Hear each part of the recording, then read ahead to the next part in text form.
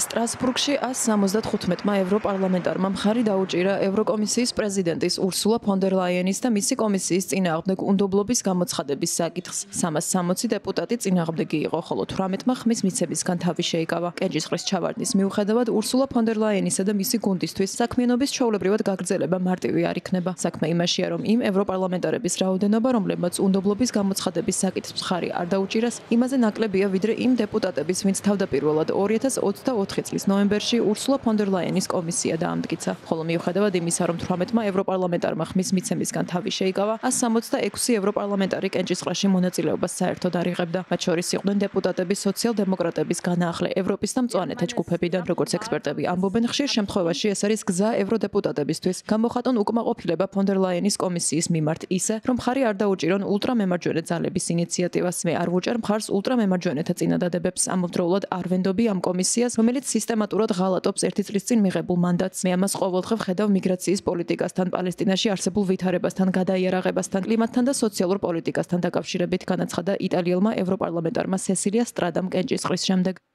მსგავსი მიდგომა აქვს იტალიის პრემიერ-მინისტრის ჯორჯია მელონის პარტიასაც იტალიის ძმებს, რომელსაც ხმის მიცემის პროცესში მონაწილეობა არ მიუღია. მიუხედავად იმისა, რომ იტალიის ძმებმა არ დაუჭირეს მხარი უნდობლობის გამოცხადების წინადადებას, თავმჯდომარე ნიკოლა პროკაჩინი მკაცრად გააკრიტიკა მისი მხარდამჭერები, პარტია არც კომისიის გვერდით არ დამდგარა. ფონ დერ ლაიენისთვის კი ეს იმის მანიშნებელია, რომ მელონის მხარდაჭერა გარანტირებული არ არის. იტალიის პრემიერ-მინისტრი სავარაუდოდ კომისიის ერთგულით არჩება, თუმცა მას ჯგუფში შიდა დაძაბულობის მართვა მოუწევს.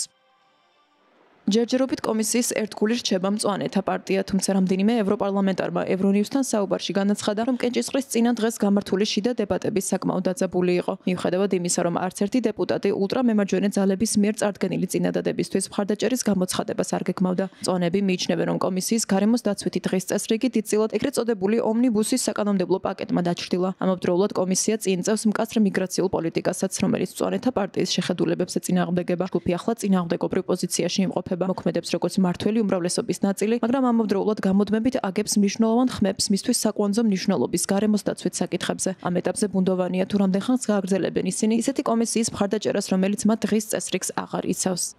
ამ ყველაფრის ფონზე კი ძლიერდებიან ევროპარლამენტის უკიდურესად მემარჯვენე ჯგუფები. მიუხედავად იმისა, რომ როგორც მოსალოდნელი იყო უნდობლობის გამოცხადების შესახებ კენჭისყრა ჩავარდა, ისმ მხარდამჭერებას სიმბოლური გამარჯვება მაინც იზეიმეს. როგორც ევროპარლამენტში ამბობენ, ფონ დერ ლაიენს ახლა მოუწევს ბიუჯეტში ორი ურთიერთგამომრიცხავი დაპირების დაბალანსება, ევროპის სოციალური ფონდის შენარჩუნება და რესურსების თავდაცვის ხარჯებზე გადანაწილება. წყაროები არც იმას გამორიცხავენ, რომ პარლამენტის მემარჯვენე ჯგუფებმა, კერძოდ ევროპის პატრიოტებმა ზაფხულის შემდეგ ახალი უნდობლობის ინიციატივა წარადგინონ. ამბობენ იმასაც, რომ თავდაპირველი წინადადების მიზანი უბრალოდ პანდორას ყუთის გახსნა იყო.